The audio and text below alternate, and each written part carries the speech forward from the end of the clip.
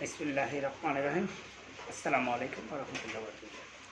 আজ মোদি সরকার আমাদের একটি স্বাধীন দেশের উপরে যেভাবে অন্যায়ভাবে সে বাদ ছেড়ে দিয়ে আমার দেশের মানুষকে হত্যা করেছে, তার জন্য আমি প্রথমে তীব্র নিন্দা ও প্রতিবাদ জানাচ্ছি।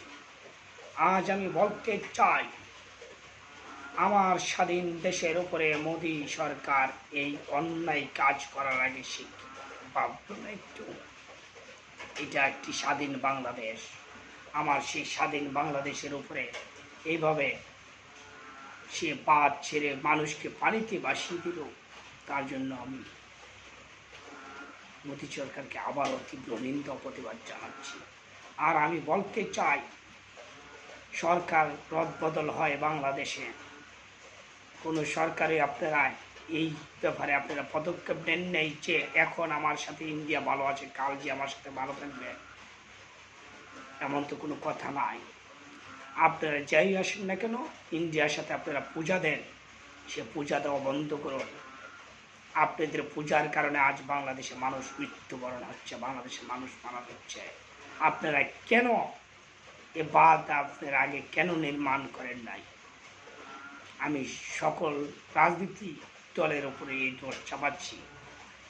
এই রাজনীতি দলেরা যার যার স্বার্থ হাসিলের জন্য এ বাদ তৈরি করে নেই, বাহিরে টাকা পাচার করছে।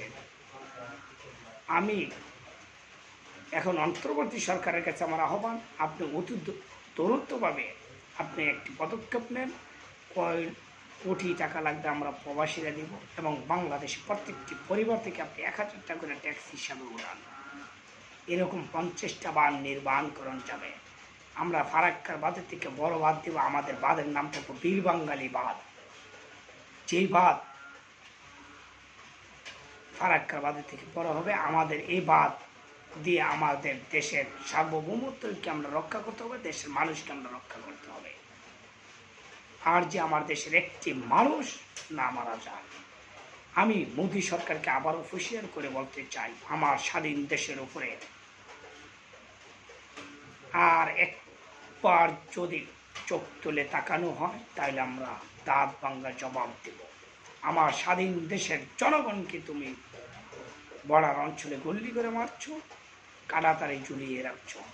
তার জন্য আমি তীব্র নিন্দা প্রতিবাদ জানাচ্ছি। তারপর যদি আমার স্বাধীন দেশের নাগরিকের উপরে একটি গুল্লি নিক্ষেপ হয়, তাহলে আমরা দাঁত ভাঙা জবাব দেব। আর আমি আবারও আমার অন্তর্বর্তী সরকারকে জানাই, আপনি অতি তাড়াতাড়ি আপনি একটি পদক্ষেপ নিয়ে আপনি একটি বাঁধ নির্মাণ করুন। এই প্রবেশপথ আছে পানির, সবটি জায়গায় আপনি বাঁধ নির্মাণ করুন।